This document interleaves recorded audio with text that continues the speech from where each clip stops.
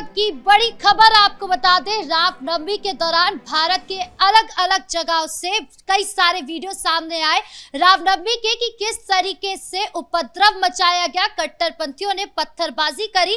आपको मुर्शिदाबाद का ये वीडियो दिखाते जहां पर कट्टरपंथियों ने पत्थरबाजी करने की कोशिश करी और जिसके बाद जुलूस को रोक दिया गया। वहीं दूसरी तरफ यूपी की भी तस्वीर सामने आई जहां पर कहीं पर भी दंगा नहीं हुआ, किसी भी जिले किसी भी शहर में नहीं हुआ, जिसको लेकर योगी सरकार की तारीफ हो रही है। तो क्या कुछ माहौल रहा रामनवमी के दौरान बताएंगे आपको। मेरे साथ मौजूद है मेरे सहयोगी नवेंदु जी। सर, सबसे पहले बात करें मुर्शिदाबाद की, तो वहां पर देखा गया कि पत्थरबाजी चरम सीमा पर थी और पुलिस प्रशासन वहां पर कुछ नहीं कर पाई। देखिए, जब जिले की आबादी में 70% मुसलमान होंगे और उसमें इन कालनेमियों की फौज होगी, कट्टरपंथियों की, तो दंगे, हिंसा की खबरें, ऐसी चीजें आएंगी। और आज आप देख लीजिए मुर्शिदाबाद की स्थिति। मुर्शिदाबाद का डेमोग्राफी ऐसा बदला है कि वहां पर रामनवमी मनाना ये अपने आप में वर्ल्ड कप जीतने से कम नहीं था। जिस तरीके से लोगों ने हिम्मत दिखाई और वो सड़क पर उतरे और एक जुलूस निकाला, शोभा यात्रा निकाली, लेकिन वो जो जिहादी हैं, जो कट्टरपंथियों का ग्रुप है, वो इसे पचा नहीं पाया। और इसमें टीएमसी के गुंडे भी शामिल रहे होंगे। बहुत सारे लोग सोशल मीडिया पर दावा कर रहे हैं कि ये जो पत्थरबाज हैं इनको ममता बनर्जी का संरक्षण मिलता है। नहीं तो उत्तर प्रदेश में क्यों नहीं होती है पत्थरबाजी, दूसरे जगहों पर क्यों नहीं होती है पत्थरबाजी? जहां पर ममता बनर्जी की सरकार होती है वहां हर साल हिंदुओं को इसी तरह से प्रताड़ित किया जाता है। मुर्शिदाबाद आज इस तरीके से स्थिति वहां पर है कि कई जगहों पर शुक्रवार की छुट्टी घोषित कर दी गई है। आप सोचिए कि भारत में रहकर, भारत के इलाके में जहां बहुसंख्यक पूरे देश में भारतीय हैं, हिंदू हैं, वहां कुछ जगहों पर जहां मुसलमानों की संख्या ज्यादा है वहां पर शुक्रवार की छुट्टी दी जाती है, वहां पर हिंदुओं की एंट्री बैन कर दी जाती है, हिंदुओं को पूजा पाठ करने से रोका जाता है। तो ऐसे जगहों पर अगर रामनवमी की शोभा यात्रा निकलती है तो निश्चित तौर पर यहां पर केंद्र सरकार को सुरक्षा देना पड़ेगा, क्योंकि ममता बनर्जी नहीं देंगी सुरक्षा। वो मुसलमानों को देंगी, वो हिंदुओं को कभी नहीं देंगी। और उनके राज में हिंदुओं पर इसी तरह से पत्थरबाजी होगी, हिंदुओं को तड़पाया जाएगा, हिंदुओं को दौड़ाया जाएगा, हिंदुओं को मारा जाएगा। और जो रामनवमी मनाने की हिमाकत करेगा उसके साथ यही सलूक होगा, पत्थरबाजी होगी। और वो तो आप देखिए कि पुलिस वाले वहां पर कुछ मौजूद हैं और पुलिस के सामने पत्थरबाजी। इसीलिए इस प्रदेश में जब चुनाव होता है तो हिंसा की खबरें सामने आती हैं, हजारों लोगों की जान चली जाती है। पश्चिम बंगाल को ममता बनर्जी ने बांग्लादेश जैसा बना दिया है। ऐसा अगर कोई दावा करता है तो उसमें आप उसको इनकार नहीं कर सकते, क्योंकि रामनवमी भगवान श्री राम से पूरे देश की पहचान है और भगवान राम के जन्मोत्सव को मनाने नहीं दिया जा रहा है। ये आप सोचिए, क्या ये बांग्लादेश है, क्या ये पाकिस्तान है? ऐसे लोगों को जनता बहुत जल्द सत्ता से उखाड़ कर फेंकेगी और इस कदर फेंकेगी कि इनकी आने वाली कई पीढ़ियां कभी राजनीति में वापस नहीं आ पाएंगे, क्योंकि ये देश हिंदुओं का है, ये देश भगवान श्री राम का है। विरासत में हमें राम लला मिले हैं, लोग उनको लेकर आगे बढ़ रहे हैं। अयोध्या में राम मंदिर बना, आज उत्तर प्रदेश की तस्वीर देखिए, योगी आदित्यनाथ ने बदल दी। लेकिन पश्चिम बंगाल जैसे इलाकों में आज भी हिंसा की घटनाएं ये बताती है कि आप कितने भी आधुनिक दौर में क्यों ना चले जाएं, अगर नेताओं की सोच कट्टरपंथ से जकड़ी हुई है तो फिर आपके लिए वहां पर्व त्योहार मनाना मुश्किल ही नहीं, नामुमकिन होगा। हजारीबाग की भी बात करें तो वहां पर भी पत्थरबाजी काफी ज्यादा हुई और वहां पर भी स्थिति को संभाला नहीं जा सका। देखिए, हजारीबाग भी एक सेंसिटिव इलाका है। हर बार वहां कट्टरपंथी जो है रामनवमी के जुलूस के दौरान उत्पात मचाते हैं और ये आज की घटना नहीं है, दशकों से। इसलिए वहां का जो हिंदू संगठन है वो पूरी ताकत के साथ रामनवमी का जुलूस निकालता है। लेकिन वहां भी हेमंत सोरेन की सरकार है, वहां भी तुष्टीकरण करने वालों की सरकार है। तो ऐसे में आप कैसे उम्मीद कर लेंगे? और देखिए, बंगाल और झारखंड दोनों पड़ोसी राज्य, दीदी और भैया, हेमंत सोरेन और ममता बनर्जी दोनों की एक विचारधारा है, सिर्फ हिंदुओं का वोट चाहिए और उसके बाद हिंदुओं पर पत्थरबाजी करवाओ, पुलिस से लाठीचार्ज करवाओ, जिहादियों को बोलो कि हिंदुओं को पत्थर से मारे। और जैसे ईद और रमजान का त्योहार आए तब देखिए आप सब कुछ बढ़िया लगता है कि जन्नत जैसा दिख रहा है पश्चिम बंगाल और झारखंड। लेकिन जैसे ही हिंदुओं का त्योहार आता है, रामनवमी की बात हो, दीपावली की बात हो, दुर्गा पूजा की बात हो, इन सारे नेताओं को सांप सूंघ जाता है। ये एक बार बोलने की हिम्मत तक नहीं करते कि हिंदुओं का त्योहार है, अगर कोई उत्पात मचाएगा तो हम उसको अगले चौराहे पर लटकाएंगे। वही आप योगी आदित्यनाथ को देख लीजिए, उत्तर प्रदेश पाकिस्तान से बड़ा, आप आबादी में देखिए 25 करोड़ की आबादी है यूपी की और पाकिस्तान 24 करोड़ का है। 80 लोकसभा क्षेत्र है यूपी में, 75 जिले हैं, 403 विधानसभा सीट है। लेकिन कहीं से कोई घटना सामने आई? क्योंकि वहां दंगाइयों में डर है। कि अगर ज्यादा उछल कूद करेंगे तो फिर बाबा ऐसा इलाज करेंगे कि गर्मी में जो है ठंडी लगने लगेगी। योगी आदित्यनाथ के डर से पूरे उत्तर प्रदेश में कहीं भी जिहादियों ने पत्थरबाजी नहीं की, सोची भी नहीं, क्योंकि उनको मालूम था। योगी आदित्यनाथ सीधे कहते हैं कि अगर हिंदुओं को परेशान करोगे, हिंदुओं की आस्था से खिलवाड़ करोगे, रामनवमी पर पत्थर चलाओगे तो अगले चौराहे पर उल्टा लटकाएंगे। और यही डर, ये डर जो पीएम मोदी का एक मीम वायरल होता है कि ये डर अच्छा है, ये योगी आदित्यनाथ का जो डर है ये यूपी की कानून व्यवस्था में सबसे बड़ी भूमिका अदा करता है। और रामनवमी का त्योहार इतने शांतिपूर्ण तरीके से हो सकता है, क्या मुलायम सिंह यादव के राज में, अखिलेश यादव के राज में ये हो सकता था? क्या किसी ने कल्पना की थी? ये कल्पना से परे था। और इसीलिए आजादी के 75 साल बाद भी संभल में शोभा यात्रा नहीं निकली। वो कब निकली? जब योगी आदित्यनाथ सीएम बने।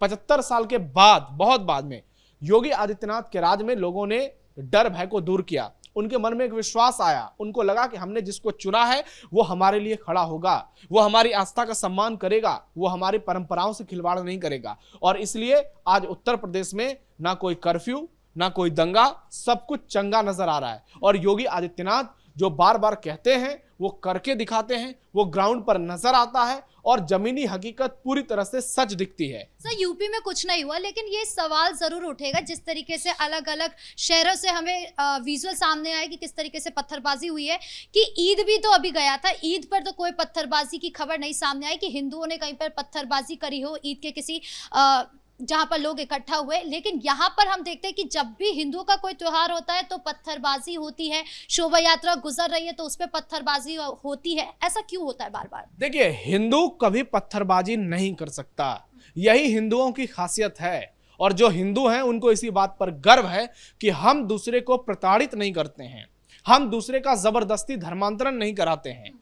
ईद की आपने बात की, पूरी दुनिया में ईद के दौरान माहौल कितना खराब था। इजराइल ईरान युद्ध को लेकर मुस्लिम राष्ट्रों में लोग नमाज नहीं पढ़ पाए खुले में, और भारत जैसे देश में 28 राज्य में 8 केंद्र शासित प्रदेश में मुसलमानों ने बहुत बेहतर तरीके से नमाज अदा की, एक्सप्रेस वे पर बैठ के नमाज किया। आप सोचिए, ये कल्पना आप कर सकते हैं अमेरिका इंग्लैंड में 2 मिनट में अंदर कर दिया जाएगा। लेकिन भारत में जहां सेकुलरिज्म का रोना रोया जाता है, जहां कहा जाता है कि सरकार हिंदुओं की सरकार है, वहां मुसलमान इतनी बेहतर तरीके से ईद का त्योहार मनाता है और कहीं कोई दिक्कत नहीं होती है। ना पुलिस वाला किसी को परेशान करता है, ना ही कोई हिंदू किसी को परेशान करता है, क्योंकि हिंदू सहिष्णु होते हैं। हिंदुओं के बच्चे को बचपन से सिखाया जाता है सर्वे भवन्तु सुखिनः, वसुधैव कुटुंबकम, शांति से जियो और दूसरे को भी जीने दो।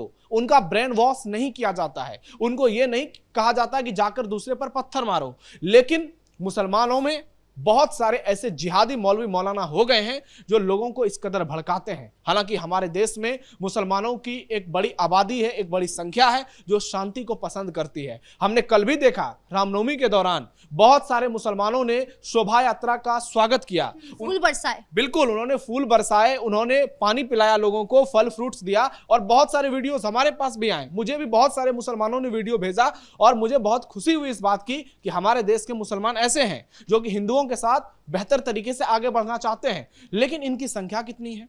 ज्यादातर लोग बहकावे में हैं, मौलवियों के, मौलानाओं के और कट्टरपंथियों के। लेकिन ये जो मुसलमान समाज है, जो भारत को बहुत अच्छे तरीके से देखता है, भारत के साथ जिंदगी गुजारने की बहुत बेहतर तरीके से सोचता है और हिंदुओं को अपना भाई मानता है, वैसे मुसलमानों के लिए भारत में कोई दिक्कत कभी नहीं थी, ना आगे चलकर होगी। लेकिन ऐसे उपद्रवी अगर उत्तर प्रदेश में आएंगे, दंगा भड़काएंगे, तो फिर योगी आदित्यनाथ हैं, उनको ठंडा करना कैसे आता है वो जानती है जनता। सर, सपा कार्यकाल का भी दौर सबने देखा है कि किस तरीके से वहां पर जब शोभा यात्रा था वो संभल में निकल नहीं पाती थी, या फिर हमेशा पत्थरबाजी होती थी जब भी हिंदुओं का त्योहार होता था। लेकिन अभी सीएम योगी की सरकार है और वहां पर साफ नजर आया कि यूपी में कहीं पर भी कोई पत्थरबाजी नहीं हुई। और इसीलिए सवाल उठ रहा है कि अखिलेश यादव जो बार बार कह रहे हैं कि उनकी सरकार आने वाली है, जल्दी उनकी सरकार आएगी, अब चुनाव आएगा तो ये नकली संत चले जाएंगे, तो ये कहां तक फिट बैठता है? देखिए, ये नकली संत और असली संत अखिलेश यादव तय नहीं करेंगे।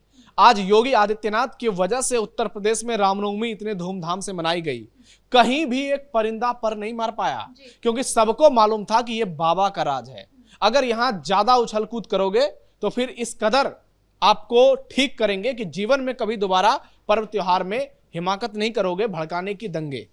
आप देखिए अखिलेश यादव के दावे कहां से कहां चले गए। वो आज स्थिति ऐसी है कि उत्तर प्रदेश देश के टॉप राज्यों में शुमार हो चुका है। अभी जब हम लोग बातचीत कर रहे हैं तो देश के सबसे बड़े एयरपोर्ट का उद्घाटन हो चुका है, जेबर इंटरनेशनल एयरपोर्ट, और इसमें योगी आदित्यनाथ की भूमिका कितनी बड़ी है ये हर कोई जानता है। लेकिन अखिलेश यादव बातें करते हैं, बड़ी बड़ी बातें करते रहेंगे, और 2027 की जो लड़ाई है योगी बनाम अखिलेश की, उसमें ये इन्हीं बातों के साथ पिछड़ते हुए नजर आ रहे हैं। जबकि दूसरी ओर योगी आदित्यनाथ, आप डंके की चोट पर देखिए कि वो कैसे आगे बढ़ रहे हैं। चाहे हिंदुत्व की बात हो, विकास की बात हो, कानून व्यवस्था की बात हो, हर मोर्चे पर योगी आदित्यनाथ बेहद मजबूत नजर आ रहे हैं। आज उत्तर प्रदेश की जनता को अगर अपने पर्व त्योहार में शांति और सुकून मिलता है तो दूसरी तरफ देश का सबसे बड़ा एयरपोर्ट भी मिलता है। उनका जीडीपी इतनी तेजी से आगे बढ़ता है, इंजीनियरिंग कॉलेज से लेकर मेडिकल कॉलेज, रेलवे स्टेशन से लेकर एयरपोर्ट, एक्सप्रेसवे से लेकर स्कूल, जिस तरीके से योगी आदित्यनाथ उत्तर प्रदेश को आगे बढ़ा रहे हैं, वहां अखिलेश जैसे नेताओं के लिए स्कोप सीमित होते जा रहे हैं। और ये छटपटाहट, ये बौखलाहट और रामनवमी की ये सफल तस्वीरें उनको इस कदर परेशान कर रही है कि वो योगी आदित्यनाथ को असली और नकली संत कह रहे हैं। बाकी जनता तय कर देगी। बहुत कम वक्त बचा हुआ है, अब 11 महीने का लगभग वक्त है, और एक बार फिर से उत्तर प्रदेश में योगी आदित्यनाथ की सरकार बनने जा रही है, ऐसा बहुत सारे लोगों का कहना है। और उसके पीछे का कारण है रामनवमी पर शांति, उसके पीछे का कारण है हिंदुओं का सम्मान, हिंदू आस्था का सम्मान और कानून व्यवस्था। चाहे ईद का मौका हो, दिवाली का मौका हो, सबके लिए कानून व्यवस्था एक रहेगी। उपद्रव जो करेगा आने वाले दिनों में उसको उल्टा लटकाया जाएगा, और जो शांति प्रिय तरीके से रहेगा योगी सरकार उसे सम्मानित करेगी। जी, इस मुद्दे पर ज्यादा जानकारियों के लिए आपका बहुत बहुत धन्यवाद। तो कुल मिलाकर रामनवमी के मौके पर अलग अलग राज्यों से तस्वीरें सामने आई जहां पर पत्थरबाजी हुई रामनवमी के मौके पर, लेकिन यूपी से एक भी तस्वीर ऐसी नहीं सामने आई जिसमें पत्थरबाजी हुई हो या उपद्रवियों ने हुड़दंग मचाया हो, जिससे ये साफ होता है कि योगी सरकार में कानून व्यवस्था एकदम दुरुस्त है। और वही दूसरी तरफ सपा कार्यकाल में किस तरीके की तस्वीरें थी ये हम सब जानते हैं। ब्रेकिंग न्यूज में इतना ही। कैमरा पर्सन राजकुमार के साथ मैं राधिका राज।